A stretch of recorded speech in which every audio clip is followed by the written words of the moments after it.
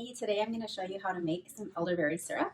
I've got all my stuff set up right behind me, so let's get started. I'm going to start by adding 1 quart of filtered water.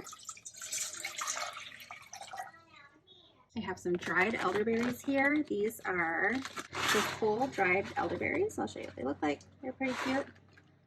I'm going to do a 1/2 cup of that. I'm going to do a 1/4 cup of organic rosehips. This is what the rosehips look like.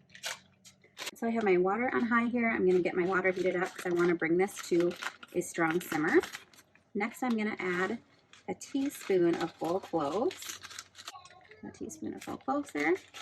I have some ground cinnamon, and you can definitely use cinnamon sticks here if you want to as well.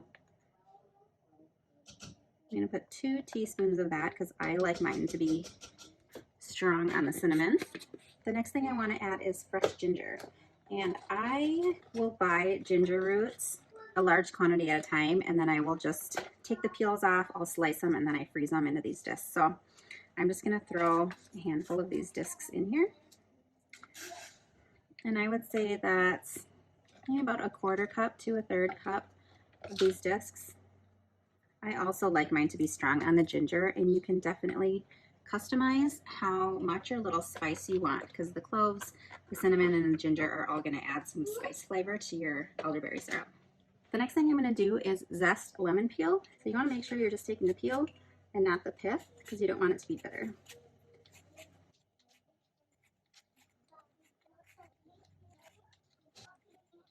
So that's everything that needs to go in. I'm just going to give it a little stir. Consistency and see how close to are. It really shouldn't take too much longer than about 30 minutes to simmer.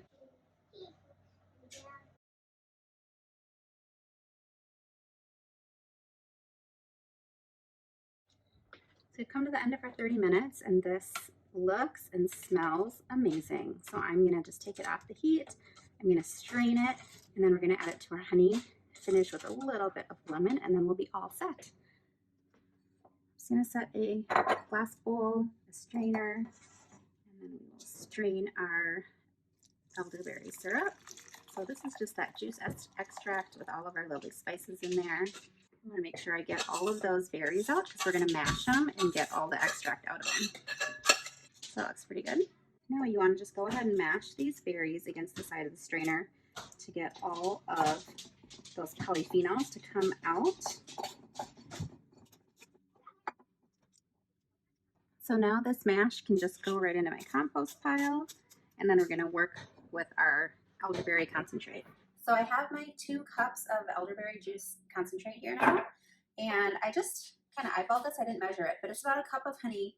And what I want for my mixture is it to be 1 part of honey and 2 parts of juice. So 1 cup here to 2 cups of juice is going to be great. I do have a label because I want to know what is in my jars.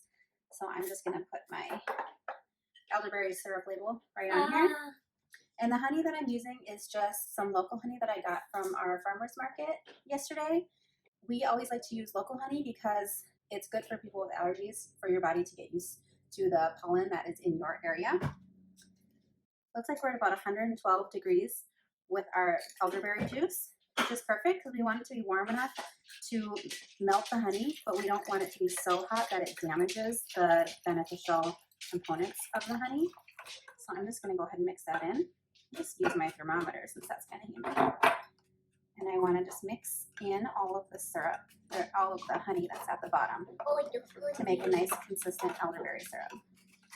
Everything is nice and mixed right now, so this is our elderberry syrup. So I have everything all mixed together. The last thing I want to do is add just a little bit of lemon essential oil because I really like the brightness. I'm just going to go do 4 drops of that right now. Perfect. Give that a little shake and then we'll test it out.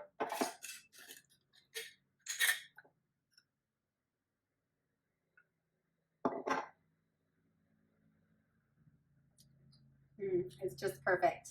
Enjoy your elderberry syrup.